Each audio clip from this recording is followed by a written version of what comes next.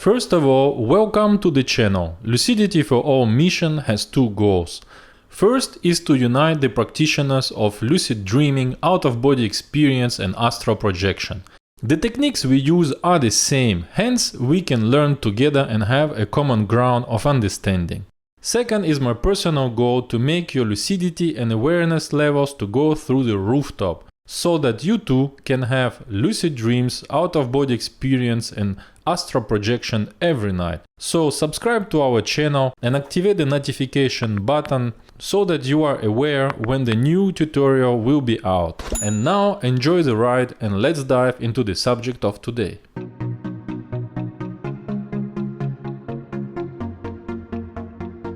In today's tutorial, you will learn not only what reality checks are and how to do them, but you will also learn how to improve your overall quantity of experiences by as much as by 2, 3, 4, 5 times.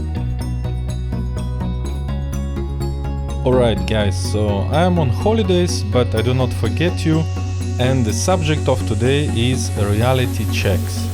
Reality checks are part of the essential arsenal of tools of a practitioner of lucid dreaming, astral projection or out-of-body experience.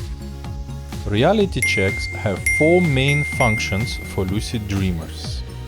Part number 1. Distinguishing between waking reality and dreaming reality.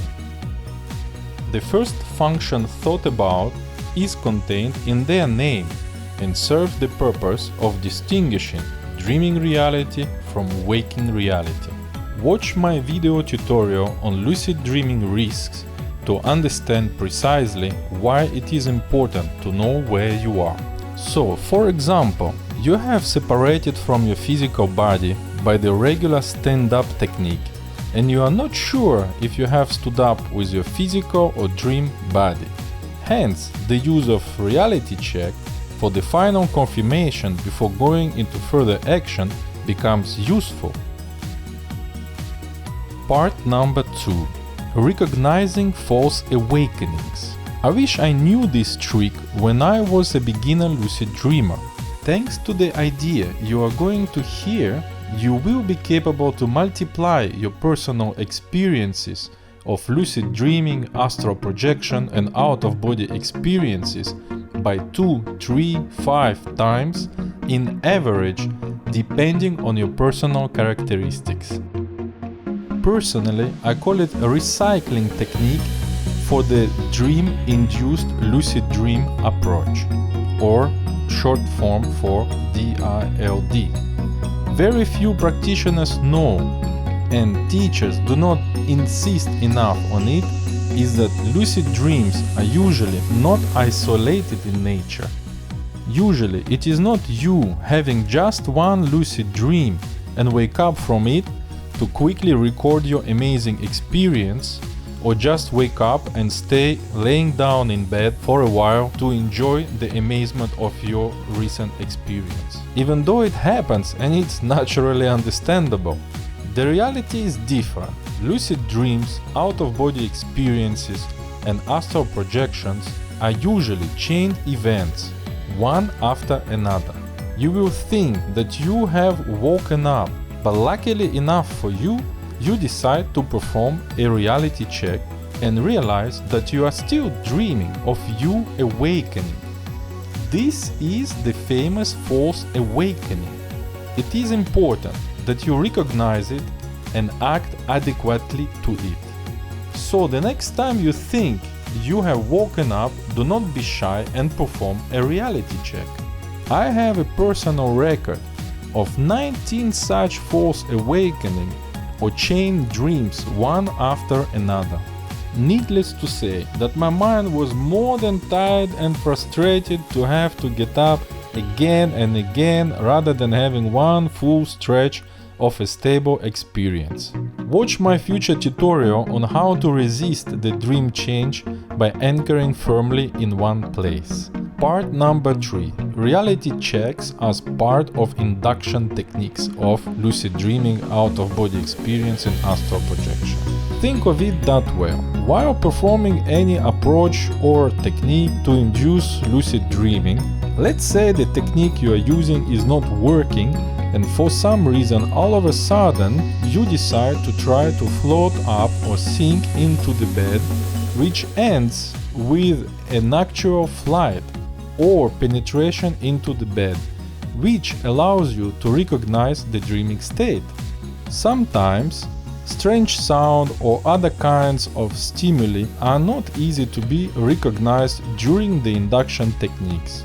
Sounds, for example, aren't always obvious enough for you to recognize where you are, for example. So, a reality check will do that job for you. Part number 4. Mnemonic induction of lucid dreams, astral projection and out-of-body experiences.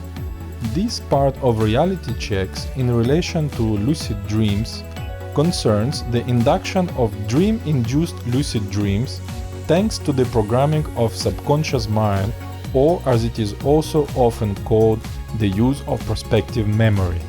Prospective memory is your capacity to execute a task in the future. Needless to say that it is not a very effective approach. It is bound to the personal characteristics of a given practitioner. It happened to me to read an article or watch a video about lucid dreaming, and that was enough to provoke a lucid dream on that same day. On other days, it has yielded zero results for weeks or even months. Because of this subtlety and inconsistency, it cannot be considered as the fastest approach for lucid dreaming. Now, the mnemonic part of it has the same weakness of efficiency. Mnemonic techniques work on building a pattern to enhance the prospectiveness of the whole exercise. Do not mistake, it is a valuable asset to have as a side strategy that will ultimately bring more results in the overall practice. And each stone matters in the house. So let's do it well. This entrainment consists in repeating the reality checks at regular intervals throughout the day, which will create a pattern with a momentum that has potential to permeate the dream state.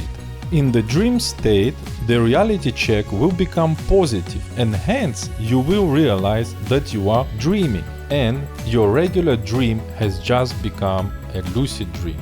This is called dream-induced lucid dream, thanks to the mild mnemonic-induced lucid dream. During the day, some guys put on 10 or more different alarms and perform a reality check when the alarm goes on. Some guys perform reality checks by associating them with an occurrence of a dream sign, if you already have those. Some associate reality checks with common things like opening a door or drinking water. Personally, I do not like all of these, as every single dream is different in most cases, and we might not drink water or open a door or see a dream sign.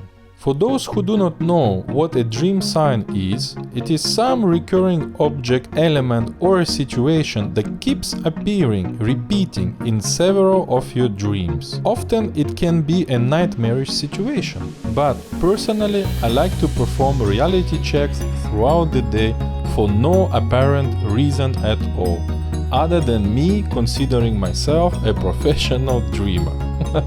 I find this has a much better chance to reappear in the dream state of any kind of setup of a dream, because it is not situation dependent. And now, last but not the least, how to perform reality checks. First of all, what kind of reality checks? Let me tell you 3 main reality checks. First reality check, which is my favorite, is pinching my nose with 2 fingers to close the 2 nostrils and try to still breathe through. If the air passes through, the reality check is positive. Second type of reality check is to try to pass 1 finger through the palm or a wall or a table any kind of hard surface, if the finger goes through, the reality check is positive. Third reality check is obviously flying. If you can fly, that means reality check is positive. How to try to fly? Try to jump and see how long it takes for you to land back. If you are landing slowly or you are not landing at all, that means you are flying and reality check is positive. Now the last part is the way of doing the reality checks. It is very important to do at least 2 reality checks. One might be negative and the second one will be positive. It is equally important to understand that reality checks have binary output with a yes or no, and you need to acknowledge which it is, yes or no, and react in consequence. So do not do reality checks during the day just to get rid of them, but do them and conclude that you are in a waking state and not dreaming. After it is done, indulge 10 seconds in imagining how you will feel when this will be done in a dream state with reality checks that is positive. And what will you do next? Are you going to deepen your experience? Or you will proceed to the accomplishment of your next goal, shoot yourself to the stars, etc., etc. Indulge in this little imagination of a positive reality check as an enhancement for your intent of having a lucid dream.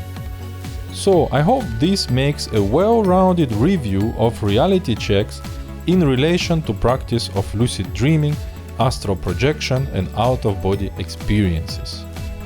Enjoy your freedom, amazing freedom in the dreams. And if you like what I do, please like my videos so that I know you enjoy the content I produce. Subscribe to the channel and activate the notifications so that you know when some new content and new video is being posted. And I promise to produce at least one per week. So on a weekly basis you're gonna have some nice tricks from me to help you out on your journey. And this is entirely free, so join the channel. See you guys again. Yuri Zaritsky from Lucidity for All signing out. Ciao guys.